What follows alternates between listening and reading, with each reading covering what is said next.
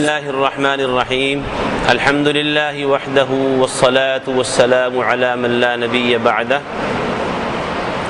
آج ہمارا سبق نمبر 9 ہے، جس کا عنوان ہے اسم اشارہ۔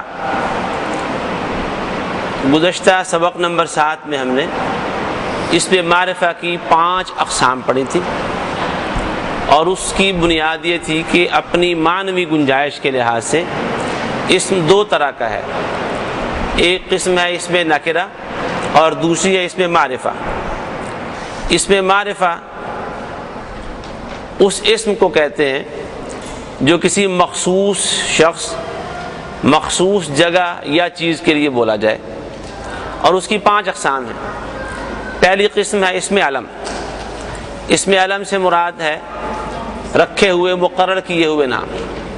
اور ظاہر ہے کہ مقرر کیے ہوئے نام اور خصوصاً افراد، اشخاص کے نام قرآن مجید کے حوالے سے بڑے معروف ہیں۔ قرآن میں جب بھی نام آئے گا کسی بھی شخص کا، جیسے انبیاء کرام کے نام ہیں، بہت بڑے بڑے اللہ کے نافرمان، سرکش، متکبر لوگوں کے نام ہیں، قوموں کے نام ہیں، قبیلوں کے نام ہیں۔ قرآن مجید میں بعض فرشتوں کے ناموں کا ذکر آیا ہے۔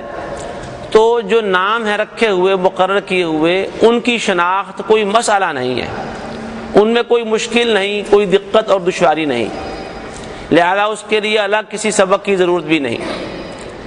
دوسری قسم معرفہ کی تھی معرف باللام۔ معرف باللام کسے کہتے ہیں؟ ایسا اسم جس کے شروع میں الف لام آ جائے، ال آ جائے۔ ظاہر ہے آپ الف لام والے اسم دیکھیں گے تو پہچان جائیں گے کہ یہ معرفہ ہے۔ الف لام کے بعد ان کی شناخت کے لیے مزید کسی قسم کے قاعدے کی ضرورت نہیں ہے، لہذا اس کے لیے بھی الگ کسی سبق کی ضرورت نہیں۔ البتہ اسم اشارہ کے چونکہ متعدد الفاظ ہیں، ہماری اردو زبان کے بجائے، اردو زبان کے مقابلے میں اس کے الفاظ زیادہ ہیں۔ اردو زبان میں اشارے کے صرف 2 لفظ ہیں، یہ اور وہ، جبکہ عربی زبان میں اشارے کے الفاظ قریب کے لیے 6 اور بعید کے لیے بھی 6 ہیں۔ اگر آپ 6 میں سے تکرار والا لفظ ختم کر دیں گے تو 5 رہ جائیں گے۔ تو اب کتاب میں آپ دیکھیے، اس میں اشارہ قریب کی چیز کی طرف اشارہ کرنے کے لیے اردو میں یہ، اور دور کے لیے وہ کا لفظ بولا جاتا ہے۔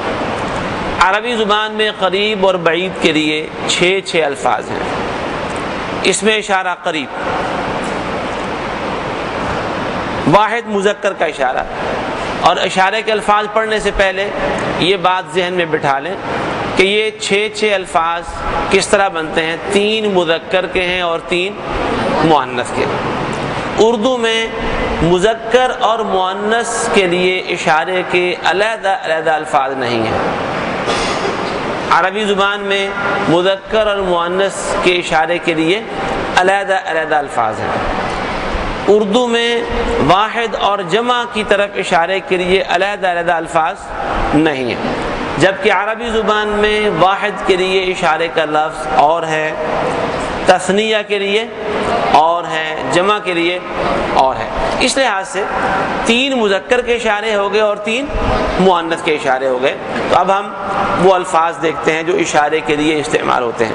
پہلا لفظ واحد مذکر کا ہے ھذا، جس کا ترجمہ صرف سمجھانے کے لیے ہم کرتے ہیں یہ ایک مرد، ورنہ ضروری نہیں ہے کہ ھذا کا اشارہ کسی مرد ہی کے لیے بولا جاتا ہے۔ مردوں کے علاوہ کئی ایک چیزیں مذکر ہیں، جیسے عربی زبان میں قلم مذکر ہے، کتاب کا لفظ مذکر ہے، کرسی کا لفظ مذکر ہے، دیوار کے لیے عربی میں جدار ان کا لفظ بولتے ہیں، وہ مذکر ہے، دروازے کے لیے جو لفظ ہے باب وہ مذکر ہے۔ تو کسی بھی مذکر چیز کی طرف اشارہ کرنے کے لیے جبکہ وہ واحد ہو، کون سا لفظ آئے گا؟ ھذا۔ ھذا مثلا دروازے کی طرف اشارہ کرنا ہو تو اشارہ کر کے کہیں گے ھذا باب۔ اگر وہ دروازہ آپ کے قریب ہے تو آپ کیا کہیں گے؟ ھذا باب۔ کیا معنی ہوں گے اس کے؟ یہ دروازہ ہے۔ آپ کے نزدیک ٹیبل پر قلم پڑا ہوا ہے تو اس کی طرف اشارہ کر کے آپ کیا کہیں گے؟ ھذا قلم، یہ ایک قلم ہے۔ کرسی خالی پڑی ہے آپ کے پاس، اس کی طرف اشارہ کر کے آپ کیا کہیں گے؟ ھذا کرسی، یہ ایک کرسی ہے۔ ٹھیک ہے، تو ھذا کا تعلق کسی بھی مذکر چیز کے ساتھ ہے، جاندار ہو یا بے جان ہو، نباتات، جمادات، حیوانات وغیرہ کچھ بھی ہوں، انسان ہے، دیگر چیزیں ہیں، سب کے لیے مذکر کے لیے ھذا کا استعمال ہوتا ہے جبکہ وہ قریب ہو اور واحد ہو۔ تثنیہ مذکر، دو مذکر چیزیں، اس کا اشارہ ہے ھذانی، ھذانی یہ دو مرد، اور جمع کے لیے ہؤلائی یہ سب مرد، یہ سب لوگ۔ تو واحد مذکر کا اشارہ ہوا ھذا، تثنیہ مذکر کا جی ھذانی، جمع مذکر کا ہؤلائی۔ اب مؤنث کے الفاظ دیکھتے ہیں۔ واحد مؤنث کا ہے ھذہ، ایک مؤنث چیز ہو، عورت ہو یا کوئی بھی دیگر مؤنث چیزوں میں سے کوئی ایک ہو، اس کے لیے ھذہ بولا جائے گا جبکہ وہ قریب ہو۔ ھذہ یہ ایک عورت یا کوئی سی مؤنث چیز۔ عربی زبان میں کھڑکی کو کہتے ہیں نافذۃن، نافذۃن گول تا کے ساتھ۔ تو گول تا والے الفاظ کیا ہوتے ہیں؟ مؤنث ہوتے ہیں۔ تو قریب کی کھڑکی کی طرف اشارہ کرنا ہوگا تو کہیں گے ھذہ نافذۃن، ھذہ نافذۃن یہ ایک کھڑکی ہے۔ اسی طرح دیگر مؤنث چیزوں کی طرف اشارہ کرنے کے لیے درخت ہے تو درخت کی طرف اشارہ کر کے آپ کہیں گے ھذہ شجرۃ، ھذہ شجرۃ یہ ایک درخت ہے۔ علی ھذا القیاس ھذہ مؤنث کا اشارہ ہے، عورت ہو مؤنث یا کوئی سی مؤنث چیز ہو، قریب کی صورت میں ھذہ بولا جائے گا۔ دو مؤنثوں کے لیے یعنی تثنیہ مؤنث کے لیے اشارے کا لفظ ہے ھاتان، یہ دو عورتیں یا کوئی سی دو مؤنث اشیاء، ھاتان۔ جمع مؤنث کے لیے لفظ ہے ہؤلائی، جو لفظ جمع مذکر کے لیے ہے اشارے کا وہی لفظ جمع مؤنث کے لیے بھی ہے۔ ہؤلائی سب مردوں کے لیے، جیسے آپ طلبہ سامنے بیٹھے ہوئے ہیں تو آپ مردوں کے لیے ہؤلائی، عورتوں کے لیے بھی ہؤلائی، سب کے لیے اکٹھا لفظ اگر بولا جائے گا تو سب کے لیے مجموعی طور پر بھی ہؤلائی کا لفظ ہے۔ سب مردوں کے لیے الگ، سب عورتوں کے لیے الگ، مردوں اور عورتوں کے لیے اکٹھا لفظ وہ کیا ہے؟ کامن ہؤلائی کا لفظ ہے۔ ٹھیک ہے نا، ہؤلائی۔ تو ہؤلائی کا اگر تکرار قائم رکھیں تو پھر تو 6 لفظ بن گئے، اگر تکرار حذف کر دیں گے تو کتنے لفظ بنیں گے؟ 5 الفاظ ہیں اشارے کے۔ آپ اب اس میں اشارہ کے متعلق میرے سوالوں کا غور کر کے جواب دیں گے۔ واحد مذکر کا اشارہ کیا ہے؟ ھذا، کتاب سے دیکھ کر جواب دے سکتے ہیں۔ واحد مذکر کا اشارہ کیا ہے؟ ھذا۔ واحد مؤنث کا؟ ھذہ۔ تثنیہ مذکر کا؟ ھذان۔ تثنیہ مؤنث کا؟ ھاتان۔ جمع مذکر و مؤنث کا؟ ہؤلائی۔ اور آپ بورڈ پر لکھے گئے اصول کو سامنے رکھتے ہوئے فقرے بنا سکتے ہیں۔ یہ 2 اصول اس میں اشارہ کے ساتھ والے لفظوں کو ملا کر ترجمے کے حوالے سے بتائے گئے ہیں۔ پہلا اصول کیا ہے؟ قرآن مجید میں آپ جہاں کہیں بھی اس میں اشارہ کے الفاظ دیکھیں گے تو اس کے بعد والے لفظ 2 طرح کے ہو سکتے ہیں، یا تو بعد والا لفظ معرف باللام ہوگا۔ معرف باللام کسے کہتے ہیں؟ جس کے شروع میں الف لام آ جائے، یعنی وہ الف لام کے ساتھ معرفہ ہوگا۔ ایسی صورت میں ترجمہ عام طور پر جب کیا جائے گا دونوں لفظوں کا تو وہ فقرہ نامکمل ہوگا۔ اس کی مثال ھذا القرآن ہے، ھذا القرآن۔ قرآن مجید میں ان ھذا القرآن، ان ھذا القرآن، ھذا القرآن، ھذا اس میں اشارہ ہو گیا اور القرآن معرف باللام ہے۔ اس کا ترجمہ فقرے کے باقی الفاظ کو چھوڑ کر ھذا القرآن کا ترجمہ ہے یہ قرآن۔ یہ قرآن کہنے سے فقرہ مکمل ہوا ہے؟ نہیں ہوا۔ اور اگر ہاذا کے بعد یا کسی بھی اسم اشارہ کے بعد والا لفظ الف لام کے بغیر ہوگا، معرف باللام نہیں ہے، کوئی سا بھی لفظ ہے معرف باللام نہیں ہے، تو اس صورت میں فقرہ مکمل ہو جائے گا دو لفظوں کے ساتھ ہی. جیسے قرآن میں آتا ہے ھذا کتاب، قرآن مجید کے متعلق ایک فقرہ ہے ھذا کتاب، یہ ایک کتاب ہے. ھذا ذکر، الف لام کے بغیر، ھذا ذکر، یہ نصیحت ہے، یہ ذکر ہے، یہ یاد دہانی ہے. اب ہے کا لفظ لگنے سے فقرہ مکمل ہو گیا ہے، اور جب ہے کا لفظ نہیں ہوگا تو فقرہ نامکمل ہوگا. تو یہ ترجمہ سمجھنے کے لیے دونوں باتیں یاد رکھیں، اور آپ خود سے بھی فقرہ بنائیں گے تو ان اصولوں کے پیش نظر فقرہ مکمل اور نامکمل دونوں طرح بنا سکتے ہیں. ہم مکمل فقرے کی مشق کریں گے، مکمل فقرے کی مشق کریں گے، اور لکھے بغیر آپ نے میرے بولے ہوئے ایک لفظ پر غور کرنا ہے، اور اس کے بعد اس میں اشارہ کے استعمال سے 6 فقرے مکمل کرنے ہیں آپ نے. ٹھیک ہے؟ جیسے اس سے پہلے مذکر اور مؤنث کے سبق کو سامنے رکھتے ہوئے اور واحد تثنیہ جمع کے سبق کو سامنے رکھتے ہوئے ہم نے پریکٹس کی تھی کہ ایک لفظ سے کتنے لفظ بن جاتے ہیں؟ 6. ایک سے کتنے؟ 6 الفاظ. مثلا ایک لفظ ہے مؤمن، مؤمن ایک ایماندار مرد، اس کا تثنیہ کیا ہوتا ہے؟ ہاں تثنیہ کی بات کر رہا ہوں. مؤمنان، آپ نے لگتا ہے چھٹی سے خوب انجوائے کیا ہے، سبق تثنیہ جمع والا یاد نہیں آ رہا آپ کو. مومن کا تثنیہ کیا ہوگا؟ مومنان، اور مومن کا جمع مؤمنون، مؤمن کا جمع مؤمنون. پھر مؤمن سے مؤنث لفظ کیا ہوگا؟ مؤمناتن، گولتا کے ساتھ مؤمناتن، اور اس کا تثنیہ مؤمناتن کا مؤمناتان، اور اس کا جمع مومنات. اب اگلا سبق پڑھنے کے لیے گویا یہ شرط ہوگی کہ آپ کو پہلے پچھلا سبق یاد کروانا پڑے گا خود. یہی مسئلہ ہوا نا، اگلا سبق پڑھانے کے لیے کلاس میں آپ کو سبق یاد کروایا جائے اور پھر آگے. کوئی بات نہیں، ہم اس کے لیے تیار ہیں. آپ بے شک سبق نہ یاد کر کے، بلکہ اگر چاہیں تو پکے ہو جائیں اس کے اوپر، آئندہ گھر سے سبق بالکل نہیں یاد کر کے آنا. انشاءاللہ ہم یاد کروائیں گے آپ کو، ہمارا کام ہی ہے سبق یاد کروانا. تو ایک لفظ سے 6 لفظ بنتے ہیں، 3 مذکر کے اور 3 مؤنث کے. ایک اور لفظ لے لیں، مسلمون ہے، مسلمون سے تثنیہ مسلمانی، جمع مسلمون، مؤنث لفظ مسلمتن، مسلمتن، اور تثنیہ اس کا مسلمتانی، جمع مسلماتن، اور بھی الفاظ ہو سکتے ہیں. تو آپ ان سب الفاظ سے فقرے بنا سکتے ہیں اس میں اشارہ کا لفظ بول کر. ساتھ اس میں اشارہ کا لفظ لگائیں گے، واحد کے ساتھ واحد کا، تثنیہ کے ساتھ تثنیہ کا، جمع کے ساتھ جمع کا، مذکر کے لیے مذکر کا اشارہ، مؤنث کے لیے مؤنث کا اشارہ، تو فقرہ مکمل بن جائے گا.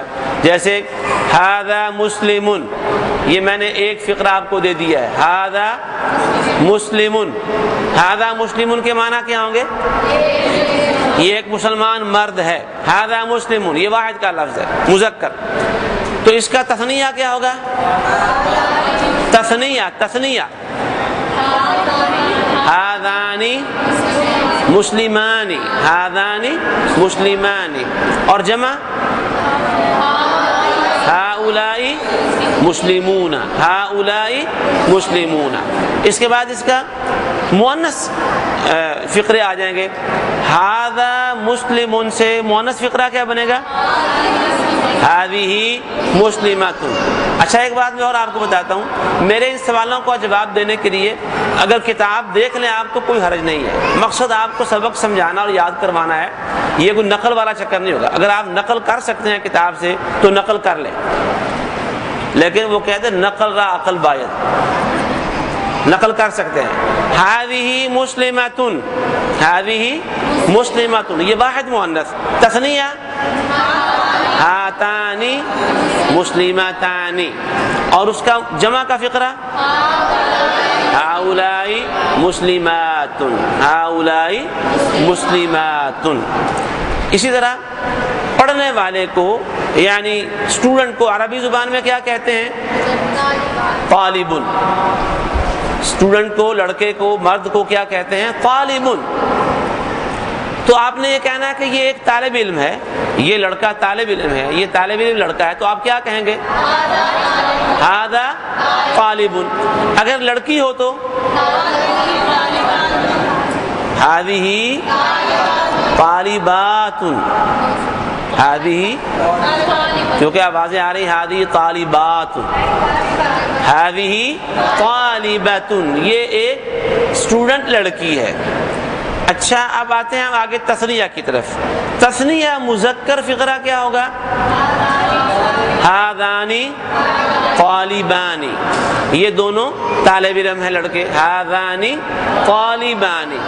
اور اس کا مؤنث فقرہ نیچے کیا ہوگا؟ ہاتانی طالبتانی، ہاتانی طالبتانی، یہ دو طالب علم لڑکیاں ہیں۔ اور جمع مذکر کا ہاؤلائی طالبون کہہ دیں، ٹھیک ہے کوئی حرج نہیں، ہاؤلائی طالبون۔ اور مؤنث فقرہ ہاؤلائی طالبات، ہاؤلائی طالبات، طالبون طالبانی طالبون، طالبۃ طالبتانی طالبات، ساتھ ھذا ھذانی ہاؤلائی، ھذہ ھاتانی ہاؤلائی۔ آپ کے پاس لفظ بنے بنائے ہیں، آپ نے بس آپس میں ان کو جوڑنا ہے، ملانا ہے، فقرہ بن جائے گا۔ یہ ایک طالب علم لڑکا ہے، یہ ایک طالب علم لڑکی ہے، یہ دو طالب علم لڑکے ہیں، یہ دو طالب علم لڑکیاں ہیں، یہ سب طالب علم لڑکے ہیں، یہ سب طالب علم لڑکیاں ہیں۔ بس اتنا ہی بات ہے۔ تو یہ ہو گئے اشارے کے الفاظ، یہ آپ کو یاد ہونے چاہیے۔ ایک دفعہ پھر اس میں اشارہ جو آپ نے پڑھ لی ہیں ان سے متعلق دوبارہ آپ میرے سوالوں کا جواب دیں گے غور کے ساتھ، دھیان کے ساتھ۔ واحد مذکر کا اشارہ کیا ہے؟ جی ھذا۔ اور واحد مؤنث کا ھذہ۔ تثنیہ مؤنث کا ھاتانی۔ تثنیہ مذکر کا ھذانی۔ جمع مذکر ہاؤلائی، جمع مؤنث ہاؤلائی۔ یہ الفاظ ہو گئے اشارے کے قریب کے لیے۔ جب کوئی چیز مذکر مؤنث واحد تثنیہ جمع قریب ہوگی تو ان اشاروں کا استعمال ہوگا۔ ایک لفظ ایسا ہے ان میں جو کامن ہے دونوں صنفوں کے درمیان، مذکر اور مؤنث کے لیے، وہ کون سا لفظ ہے؟ ہاؤلائی۔ ان میں سے ایک لفظ ایسا ہے اشارے کا جو اردو زبان میں بھی بولا جاتا ہے، وہ کون سا ہے؟ ھذا۔ ھذا اس میں اشارہ اردو زبان میں اشارے ہی کے لیے بولا جاتا ہے۔ ادارہ ھذا، یہ ادارہ، اس ادارہ، مسجد ھذا، یہ والی مسجد، اس مسجد میں ھذا اشارہ بولا جاتا ہے۔ آگے بڑھتے ہیں اس میں اشارہ بعید کی طرف۔ اس میں اشارہ بعید کے بھی اسی ترتیب کے ساتھ 6 یا 5 لفظ ہیں۔ واحد مذکر کا اشارہ ہے ذالک۔ ذالک کا ترجمہ وہ ایک مرد۔ یہ ترجمہ بھی اسی لیے آپ کو کروایا جا رہا ہے تاکہ ذہن میں رہے کہ ذالک مذکر کا اشارہ ہے، ورنہ ذالک مرد کے علاوہ کسی بھی مذکر چیز کے لیے بولا جا سکتا ہے۔ ذالک واحد مذکر۔ تثنیہ مذکر کا لفظ ہے ذانک۔ ذانک وہ دو مرد۔ جمع مذکر کا اشارہ اولئک۔ اولئک وہ سب مرد۔ واحد مؤنث کا اشارہ ہے تلک۔ واحد مؤنث تلک، وہ ایک عورت۔ دو اگر مؤنث ہوں، دو عورتیں یا مؤنث، تو اس کے لیے تانک، وہ دو عورتیں یا کوئی سی مؤنث چیزیں۔ جمع مؤنث کے لیے اولئک، وہی لفظ ہے جو جمع مذکر کے لیے ہے۔ یہ بھی 5 یا 6 لفظ ہو گئے۔ آپ دوبارہ ان الفاظ کو دیکھ لیں۔ واحد مذکر کے لیے ذالک، تثنیہ مذکر کے لیے ذالک، جمع مذکر کے لیے اولئک، واحد مؤنث کے لیے تلک، تثنیہ مؤنث کے لیے تانک، جمع مؤنث کے لیے اولئک۔ یہ 6 الفاظ ہو گئے۔ ایک دفعہ دوبارہ ان الفاظ پر غور کر لیں۔ واحد مذکر کا اشارہ ذالک، واحد مؤنث کا واحد مؤنث تل کا، تثنیہ مذکر ذانی کا، تثنیہ مؤنث تانی کا، جمع مذکر الائی کا، جمع مؤنث الائی کا. یہ 6 یا 5 الفاظ ہو گئے. انہیں بھی آپ نے مفہوم و معنی اور عدد کے ساتھ یاد کر لینا ہے کہ کس عدد کے لیے کون سا اشارہ ہے. 2 کے لیے کون سا، زیادہ کے لیے کون سا، مذکر کے لیے کون سا اور مؤنث کے لیے کون سا. ہمارے اس سبق کا سب سے بنیادی ہدف الفاظ، اشارے کے الفاظ ذہن نشین کرنا ہے. یہ اشارے کے الفاظ سارے کے سارے معرفہ ہیں اور ان کے معنی یاد کروانا ہے، فقروں میں ان کے استعمال کی تھوڑی بہت مشق کروانا ہے. وہ ہدف انشاءاللہ آج کے سبق میں ہم پورا کریں گے. اس کے بعد 2 لفظ یا 4 لفظ خاص ہیں جو صرف جگہ کی طرف اشارے کے لیے استعمال ہوتے ہیں. آپ کے پاس کوئی شخص آتا ہے، آپ کہتے ہیں آپ یہاں میرے پاس بیٹھ جائیں، یہاں، تو یہاں کا لفظ اشارے کے لیے بولا ہے. یہ یہاں اشارہ جگہ کے علاوہ کسی اور چیز کے لیے بھی بولا جا سکتا ہے. یہاں کا لفظ اردو زبان کا یہ جگہ کے علاوہ کسی اور چیز کی طرف اشارے کے لیے بولا جا سکتا ہے؟ نہیں بولا جا سکتا. اگر آپ کہیں کہ آپ وہاں دور جا کے بیٹھے وہاں، تو وہاں آپ نے اشارہ جگہ کی طرف کیا یا کسی اور چیز کی طرف؟ جگہ کی طرف. تو وہاں کا لفظ بطور اشارہ کسی اور چیز کے لیے استعمال ہو سکتا ہے؟ نہیں ہو سکتا. تو عربی زبان بھی جگہ کے لیے کچھ الفاظ مخصوص ہیں اشارے کے طور پر. وہ 4 لفظ آپ دیکھ لیں، ہونا یا ہا ہونا، ان کے معنی ہو گئے یہاں. ہونا کا اور ہونالی کا ان کا ترجمہ ہوگا وہاں. یہ الفاظ ان میں سے 1-2 لفظ قرآن مجید کے اندر آئے ہیں. اب اپنا سبق مکمل کرنے سے پہلے اشارے کے یہ جتنے الفاظ اوپر ہم نے قریب و بعید کے پڑھے ہیں، ان میں ایک خاص بات نوٹ کرنے کی ہے. سب سے زیادہ جو الفاظ اشارے کے قرآن مجید میں استعمال ہوئے ہیں وہ جمع کے اشارے ہیں، ہا اولائی اور اولائی کا، بلکہ دونوں میں سے اولائکا کا استعمال سب سے زیادہ ہے. اولائکا اشارے کا لفظ سب سے زیادہ استعمال ہوا ہے، پھر ہا اولائی ہے، اور پھر واحد کے اشارے ہیں. تثنیہ کے اشارے کم استعمال ہوئے ہیں، بلکہ قرآن مجید میں تثنیہ الفاظ کی مجموعی ریشو جو ہے واحد جمع کے مقابلے میں بہت کم ہے. اس میں اشارہ ہی کی بات نہیں ہے، جو عام الفاظ ہیں اس میں ہے واحد تثنیہ جمع، ان میں واحد اور جمع زیادہ ہیں، تثنیہ کم ہیں. اسی طرح اشارے کے الفاظ میں بھی جمع کے الفاظ زیادہ ہیں اور واحد کے الفاظ اس سے کم ہیں اور تثنیہ کے بالکل ہی کم ہیں.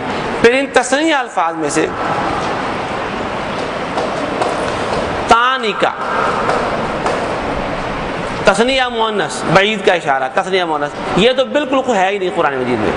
تانیکا کا اشارہ قرآن مجید میں استعمال نہیں ہوا. احادیث کے اندر یہ آپ کو مل جائے گا. بہرحال کوئی ایسی بات نہیں، اشارے کے الفاظ آپ کے ذہن نشین ہو گئے ہیں، انہیں آپ نے پھر کوشش کر کے یاد کر لینا ہے. اب ایک دفعہ پھر اشارے کے ان تمام الفاظ کی استعمال کی مشق کرتے ہیں. نیچے آپ کے سامنے وہ مشق آ رہی ہے. ھذا رجل، اس کا ترجمہ کیا بنتا ہے؟ یہ ایک مرد ہے. اور اس کا تثنیہ فقرہ کیا بنے گا؟ ھذانی رجلانی، یہ 2 مرد ہیں، تثنیہ.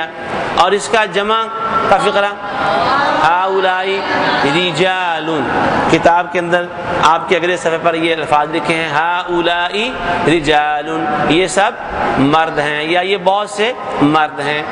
مؤنث رجل سے مؤنث ہے امرأۃ، اشارے کے ساتھ هذه امرأۃ، هذه امرأۃ، یہ ایک عورت ہے. واحد کا فقرہ. تثنیہ کا فقرہ کیا ہوا؟ ہاتانی امرأتانی، یہ 2 عورتیں ہیں. اور جمع کا فقرہ کیا ہوگا؟ ہؤلاء امرأتات نساء. امرأتات جمع نہیں بنتی. امرأتن کی جمع خاص ہے، خاص لفظ ہے الگ سے مستقل، اور وہ ہے نساء. ہؤلاء نساء، یہ سب عورتیں ہیں. یہ مشق تو ہو گئی اس میں اشارہ قریب کے ساتھ. اب انہی الفاظ کے ساتھ آپ نے اس میں اشارہ بعید ملا کر انہیں دہرانا ہے. مثلا پہلا فقرہ میں آپ کو دیتا ہوں، ذالک رجل، ذالک رجل، وہ ایک مرد ہے. اس کا تثنیہ کیا ہوگا؟ ذالک رجلان، جمع اولئک رجال، اس سے مؤنث فقرہ تلک امرأۃ، تلک امرأۃ، دو کے لیے تانک امرأتان، وہ دو عورتیں ہیں، زیادہ کے لیے جمع کے لیے اولئک نساء، وہ سب عورتیں ہیں۔ اس کے علاوہ دیگر الفاظ کے ساتھ آپ خود مشق کر سکتے ہیں۔ مدرس ان کا لفظ لے لیں، 6 فقرے بنا دیں قریب اور بعید کے ساتھ۔ معلم ان کا لفظ لے لیں قریب اور بعید کے ساتھ۔ متعلم ان کا لفظ لے لیں قریب اور بعید کے اشاروں کے ساتھ۔ 6 اور 6 12 فقرے آپ بنا سکتے ہیں تاکہ آپ کی مشق مکمل ہو جائے، الفاظ یاد ہو جائیں، ان کے استعمال کی آپ پر خوب وضاحت ہو جائے۔ مشق میں یہاں جتنے چھوٹے چھوٹے فقرے دیے گئے ہیں یہ سب قرآنی فقرے ہیں، ان میں سے کوئی بھی غیر قرآنی فقرہ نہیں ہے، لہذا ان کا ترجمہ آپ نے بہت اچھی طرح دھیان کے ساتھ کرنا ہے تاکہ ان کے ترجمے کی مدد سے آپ مزید اس میں اشارہ والے فقروں کا ترجمہ کرنے میں آسانی محسوس کریں۔ سب سے پہلا فقرہ اعوذ باللہ من الشیطان الرجیم، بسم اللہ الرحمن الرحیم، ھذا حلال وھذا حرام، یہ حلال ہے اور یہ حرام ہے۔ مکمل فقرے کی صورت میں ترجمہ کریں گے یا نامکمل؟ مکمل فقرے کی صورت میں، کیوں؟ کیونکہ اشارے کے بعد الف لام نہیں ہے، اشارے کے بعد اس میں نکرہ آ گیا ہے، لہذا فقرہ مکمل ہے اور مکمل فقرے کی صورت میں ترجمہ ہوگا یہ حلال ہے اور یہ حرام ہے۔ ھذان سحران، ھذان سحران، سحران تثنیہ ہے، اس کا واحد کیا ہوگا؟ سحر، اس کا واحد کیا ہے؟ سحر، سحر کے معنی کیا ہوتے ہیں؟ جادو، جادوگری، اور سحرانی 2 جادو، یہ 2 جادو ہیں، لفظی ترجمہ تو یہ ہے۔ یہ قوم فرعون کا ایک فقرہ ہے جو قرآن نے کوڈ کیا ہے حضرت موسیٰ اور ہارون کے متعلق۔ وہ ان کو یہ کہنا چاہتے تھے کہ یہ دونوں بہت بڑے جادوگر ہیں، اور اس کے لیے انہوں نے ساحرانی کا لفظ بولنے کی بجائے سحرانی کہا ہے۔ جس طرح اردو زبان میں کسی شخص کی تعریف کرنی ہو اگر سچ کے حوالے سے تو کہتے ہیں فلاں تو سراپا سچائی ہے۔ اگر کہا جائے کہ فلاں آدمی سچا ہے یہ بھی تعریف ہے، اگر کہا جائے سراپا سچائی ہے تو یہ بھی تعریف ہے۔ دونوں میں سے جاندار تعریف کون سی ہے؟ سراپا سچائی۔ ایک آدمی جھوٹ بہت بولتا ہو بات بات پہ، اسے ہم کہتے ہیں یہ جھوٹا شخص ہے، یہ اس کی مذمت ہو گئی۔ اور اگر کہا جائے یہ سراپا جھوٹ ہے، یہ تو جھوٹوں کا پرندہ ہے، تو یہ کہنا کیا ہوا؟ اس کی زیادہ مذمت ہو جائے گی۔ ایسے ہی انہوں نے حضرت موسیٰ اور ہارون کی مذمت کرتے ہوئے یہ نہیں کہا تھا کہ یہ دونوں جادوگر ہیں، ان کا کہنا یہ تھا کہ یہ تو جادوگری کا پرندہ ہے، یہ دونوں سراپا جادوگری ہیں، سر سے لے کر پاؤں تک جادوگر ہیں یہ۔ تو ھذان سحران کا ترجمہ یہ دونوں بہت بڑے جادوگر ہیں۔ تثنیہ کا فقرہ ہو گیا۔ فی ھذہ الحیات الدنیا، پورے فقرے کا ترجمہ کرنے سے پہلے آپ ایک ایک لفظ کا ترجمہ کریں گے۔ فی کے معنی کیا ہوتے ہیں؟ میں، ھذہ یہ، الحیات زندگی، الحیات زندگی، اردو میں کہتے ہیں موت و حیات، حیات کے معنی زندگی، زندگانی، الدنیا دنیا۔ 4 لفظ ہیں، ان میں سے کوئی ایسا لفظ بھی ہے جو اردو میں استعمال نہ ہوتا ہو؟ کوئی نہیں، غور کر لیں۔ حاضر ہی وہ ہے جو اردو میں استعمال نہیں ہوتا۔ ھذا اردو میں آتا ہے، حاضر ہی تو نہیں آتا۔ ھذا مذکر کا اشارہ اردو میں آتا ہے، ھذہ مؤنث کا اشارہ اردو میں نہیں آتا۔ تو باقی 4 میں سے 3 لفظ جو ہیں اردو میں آتے ہیں، فی بھی، دنیا اور حیات، سارے الفاظ۔ گویا اس فقرے میں سے 75% کے الفاظ وہ اردو میں موجود ہیں۔ اب آپ ترجمہ کریں پورا فقرے کا۔ فی ھذہ الحیات الدنیا، دنیا کی اس زندگی میں یا اس دنیاوی زندگانی میں، اس دنیاوی زندگانی میں، اس کس کا ترجمہ ہوگا؟ حاجی کا ترجمہ۔ میں کس کا ترجمہ ہے؟ فی ھذہ الحیات الدنیا، اس دنیاوی زندگانی میں۔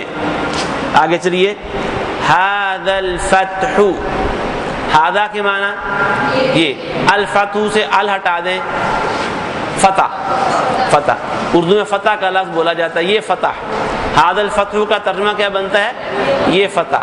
فتح کا لفظ قرآن مجید میں فیصلے کے معنی میں بھی استعمال ہوا ہے۔ سورہ الف لام میم سجدہ کے اخیر میں وَيَقُولُونَ مَتَى هَذَا الْفَتْحُ إِن كُنتُمْ صَادِقِينَ، هذا الفتح یہ فیصلہ، هذا الفتح یہ فتح، اور فتح بھی تو فیصلہ ہی ہوتی ہے نا، جب دو فوجوں کے درمیان لڑائی ہو، جنگ ہو، ایک کو فتح مل جائے تو فتح فیصلہ کر دیتی ہے نا، لہذا فتح فیصلے کے معنی میں بھی لفظ آتا ہے، یہ فتح یہ فیصلہ۔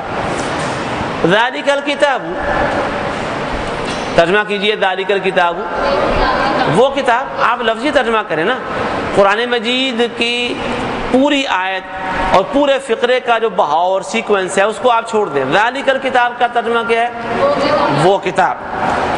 ذالک برہانانی، ذالک برہانانی، ترجمہ کرنے سے پہلے آپ یہ چیک کر لیں، غور کر لیں کہ یہ فقرہ عدد کے لحاظ سے کیا ہے، واحد ہے یا جمع ہے؟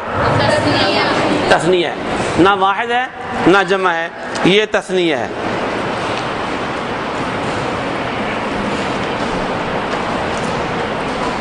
لہذا ترجمہ کرتے ہوئے آپ تثنیہ کے عدد کا خیال رکھیں گے، ٹھیک ہے؟ ہذانی برہانانی، برہانانی تثنیہ ہے، اس کا واحد کیا ہوگا؟ برہان۔ برہان کے معنی کیا ہوتے ہیں؟ دلیل، برہان دلیل کو کہتے ہیں۔ ہذانی برہانانی، یہ دو دلیلیں ہیں، ہذانی برہانانی یہ دو دلیلیں ہیں۔ ہاں جزاکم اللہ خیر۔ ذالک برہانانی، وہ دو دلیلیں ہیں کے ساتھ ترجمہ کریں گے، کیونکہ اس میں اشارہ کے بعد الف لام نہیں ہے۔ ذالک برہانانی، اللہ تعالیٰ کے کوئی ایک پیغمبر گزرے ہیں جن کو اللہ تعالیٰ نے اپنے ایک دشمن کے پاس دو دلیلیں دے کر بھیجا تھا۔ وہ پیغمبر کون سے ہیں؟ حضرت موسیٰ علیہ السلام، اور ان کے دلیلیں دو کون سی تھیں؟ ایک ید بیضا اور ایک عصا، لاٹھی اور ید بیضا، اسی کی بات ہو رہی ہے۔ ذالک برہانانی، وہ دو دلیلیں ہیں۔ اولئک هم المفلحون، اولئک کے معنی وہ لوگ، ہم اس کے معنی بھی وہ لوگ ہیں۔ ہم کا لفظ اس میں ضمیر ہے جس کی تفصیلات آپ آگے پڑھ لیں گے انشاءاللہ۔ ہم وہ لوگ، المفلحون فلاح پانے والے، المفلحون عدد کے لحاظ سے کیا لفظ ہے؟ جمع، جمع مؤنث یا مذکر؟ جمع مذکر۔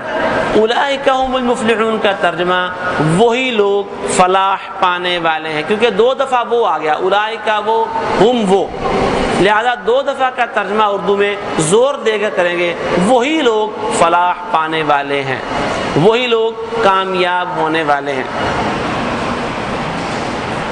فلاح کا لفظ، جس ادارے میں آپ کے زیر اہتمام یہ کورس ہو رہا ہے اس ادارے کا نام کیا ہے؟ وہ بھی دار الفلاح، فلاح کا، کامیابی کا گھر۔ تو دعا کریں کہ ایسا ہو جائے، یہ واقعی کامیابی کا ہی ادارہ ہو، لوگوں کو کامیابی کی طرف بلانے والا، کامیابی پر لگانے اور چلانے والا ادارہ اللہ بنا دے اس کو صحیح معنوں میں۔ آگے چلیے، ہؤلاء بناتی، اس فقرے میں ایک ایسی علامت موجود ہے ترجمے کے حوالے سے جو سابقہ ترجمے کے سبقوں میں آپ کو لکھوائی گئی تھی، ان میں سے ایک علامت موجود ہے اور وہ ہے چھوٹی یا۔ تو یہ یا کس معنی کو ظاہر کرتی ہے؟ جی میں، بلکہ اس سے پہلے میرا، میری، میرے، مجھے اور پھر میں بھی، فرسٹ پرسن جسے انگریزی میں فرسٹ پرسن کہتے ہیں، یہ اس کے لیے آتی ہے، میرا، میری، میرے، مجھے یا میں کے معنی میں۔ تو اب ترجمہ کریں گے آپ، ہؤلاء بناتی، یہ بناتی میری بیٹیاں ہیں، بنات جمع ہے بنتن کی، بنتن بیٹی اور بنات بیٹیاں۔ تو بنات کون سی جمع ہے؟ الف تا کے ساتھ جو جمع بنتی ہے اسے جمع مؤنث ہے نا، با نون کے ساتھ جمع مذکر اور الف تا کے ساتھ جمع مؤنث۔ میرے سوالوں کے جواب میں آپ کی خاموشی یہ بتاتی ہے کہ سبق کی دہرائی نہیں ہوتی۔ سبق کی دہرائی کریں، یہ پہلے دن سے بات جاری ہے، 5 7 10 منٹ نکال کے سبق دہرا لیا کریں، پھر سوالوں کے جواب میں خاموشی آپ کی ٹوٹ جائے گی۔ یہ میری بیٹیاں ہیں۔ تلک آیات الکتاب، تلک وہ، تلک وہ، آیات آیتیں، آیات جمع ہے آیاتن کی، آیتیں، الکتاب، الکتاب خاص کتاب، تلک آیات الکتابی، وہ کتاب کی آیات ہیں۔ ہم تلکا کا ترجمہ اس کے لفظ کے حساب سے کریں گے، جب قرآن مجید میں پورا فقرہ آیت کے ساتھ آئے گا پھر اس کے مطابق ترجمہ کر لیں گے۔ فی الحال تلکا وہ آیات الکتابی، خاص کتاب کی آیتیں ہیں۔ خاص کتاب کون سی؟ قرآن مجید۔ تلک آیات الکتاب۔ آپ بتائیے الکتاب کا لفظ کیا ہے، واحد ہے یا جمع ہے؟ واحد ہے۔ مذکر یا مؤنث؟ مذکر ہے۔ نکرہ ہے یا معرفہ ہے؟ معرفہ ہے۔ وہ کتاب کی آیات ہے۔ جی کیا سوال ہے آپ کا؟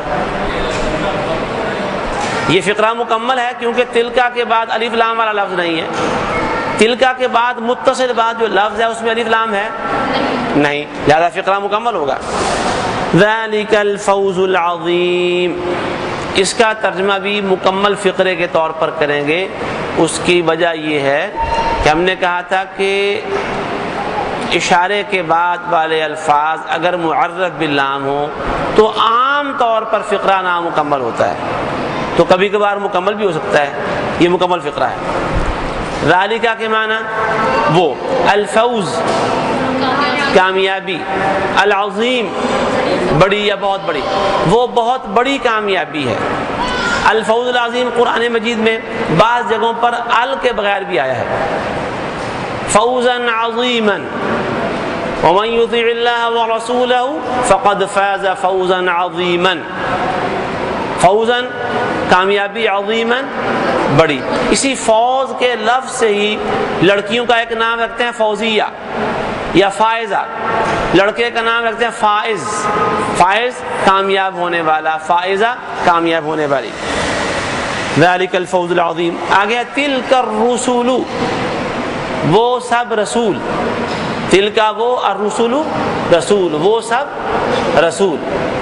آخری فقرہ ہے ھذا القرآن، ھذا القرآن کا ترجمہ یہ قرآن۔ مشق میں دیے گئے فقروں کا ترجمہ مکمل ہے۔ آخر میں املا کے حوالے سے ایک نوٹ ہے، اس پر غور کر لیں کہ ذالکہ کی ذال پر کھڑی زبر لکھتے ہیں، لگاتے ہیں۔ جب لکھنا ہو، زبریں زیریں پیشے ڈالنی ہو تو ذال پر کھڑی زبر لگائیں گے۔ ذالکہ کو ذال کے بعد الف کے ساتھ نہیں لکھیں گے۔ بعض لوگ ذالکہ لکھتے ہیں تو ذال زبر الف ذا لکھ دیتے ہیں، وہ غلط ہے۔ ذال زبر الف ذا غلط ہے، جبکہ ذال کھڑی زبر ذا یہ ٹھیک ہے، الف کے بغیر لکھیں گے۔ سبق سے متعلق کوئی سوال ہو اگر؟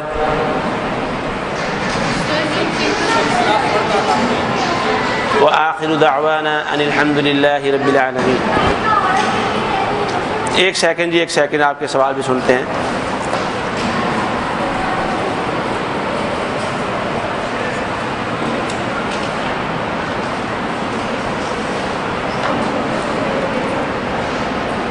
جی یہ ایک سوال ہے کہ جی رسول اللہ صلی اللہ علیہ وآلہ وسلم کا جب بھی نام آتا ہے تو اس نام کے ساتھ سننے والے کے لیے ضروری ہے کہ وہ صلی اللہ علیہ وسلم پڑھے۔ یہ حکم ہے اللہ کا، اللہ کے رسول صلی اللہ علیہ وسلم کا۔ تو جو عام ہم نام رکھتے ہیں ان کے ساتھ بھی محمد کا لفظ آتا ہے، تو اس کے ساتھ بھی صلی اللہ علیہ وسلم کہنا چاہیے یا لکھنا چاہیے۔ بعض لوگ جن کا نام محمد افضل ہو، محمد علی ہو، تو وہ میں نے دیکھا ہے کہ اس نام میں محمد لکھ کر اوپر صاد ضرور ڈالتے ہیں۔ اصل بس منظر ناموں کے ساتھ محمد لگانے کا یہ سامنے رکھنا چاہیے۔ جب یہاں بر صغیر میں سارے کے سارے دینوں پر عمل کرنے والے لوگ اکٹھے رہتے تھے اور یہ تقسیم ہند نہیں ہوئی تھی اس وقت، کوئی ہندو ہے، کوئی سکھ ہے، کوئی عیسائی ہے، کوئی مسلمان ہے، کوئی دوسرا تیسرا، تو سب نے اپنے اپنی شناخت کے لیے، ناموں کے ذریعے شناخت کے لیے اپنے اپنے جو جن کے جو بھی رہنمات تھے مذہبی، ان کے نام ساتھ لگا دیے۔ عیسائیوں نے اپنے ساتھ مسیح لگا لیا، ہندوؤں کے ناموں کے ساتھ رام کا لفظ لگتا ہے، سکھوں کے نام کے ساتھ وہ سنگھ لگاتے ہیں، یہ علامات۔ تو مسلمانوں نے اپنی علامت اور شناخت کے لیے ناموں کے ساتھ محمد کا لفظ لگایا، پتہ چلے کہ ہم محمد صلی اللہ علیہ وآلہ وسلم کے پیروکار ہیں۔ تو اس لیے ہم جب بعض لوگوں سے تعارف کرتے ہیں یہ پتہ لگانے کے لیے کہ کہتے ہیں نام کیا ہے جی زاہد مثلا، تو پوچھتے ہیں پورا نام کیا ہے؟ اب وہ اس کے ساتھ یا تو محمد زاہد کہے گا یا زاہد محمود کہے گا، تو اس نام سے پتہ چل جائے گا کہ یہ مسلمان شخص ہے، اور اگر وہ اس کے ساتھ کچھ اور لگا دے گا تو پتہ چل جائے گا یہ فلاں شخص ہے۔ تو یہ نسبت ساتھ رسول اللہ صلی اللہ علیہ وآلہ وسلم ہی کی نسبت رکھی ہوئی ہے تاکہ شناخت ہو کہ ہم مسلمان لوگ ہیں، امت مسلمہ ہیں۔ تو اس لیے اس کے ساتھ صلی اللہ علیہ وسلم کہنے لگانے کی ضرورت تو نہیں ہے بالکل۔ البتہ جو غور طلب بات ہے وہ اس کے علاوہ ہے کہ کیا ہمارے لیے صرف نام کی نسبت کافی ہے؟ محمد زاہد، محمد علی، محمد حسین، محمد فلاں، اس کہنے سے کہ ہم محمد صلی اللہ علیہ وسلم کے امتی ہیں، یہ کافی ہے اتنا؟ جبکہ سوچنے کی بات یہ ہے کہ امتی ہونے کے تقاضے کیا ہیں؟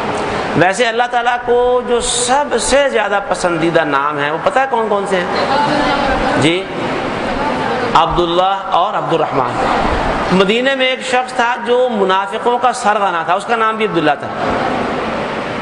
اب نام جتنا مرضی اچھا ہو، اللہ تعالیٰ کے ہاں نام نہیں کام شمار ہوتے ہیں۔ اگرچہ نام بھی اچھا ہی ہونا چاہیے لیکن اللہ تعالیٰ کے ہاں ناموں کا شمار نہیں، کاموں کا شمار ہوتا ہے۔ اللہ تعالیٰ میں توفیق دے کہ امت کے سب لوگ حقیقی معنی میں امتی بننے کی کوشش کریں، رسول اللہ صلی اللہ علیہ وآلہ وسلم کے امتی ہونے کی لاج رکھ لیں۔ اس کے لیے محنت کی ضرورت ہے، کوشش کی ضرورت ہے، اور اس طرح کے چھوٹے چھوٹے یہ پروگرام انہی کوششوں میں سے ایک کوشش ہے۔ اللہ کرے کہ ہم اس کوشش میں کامیاب ہو جائیں۔ سبحانک اللہم وبحمدک اشہد ان لا الہ الا انت استغفرک واتوب الیک۔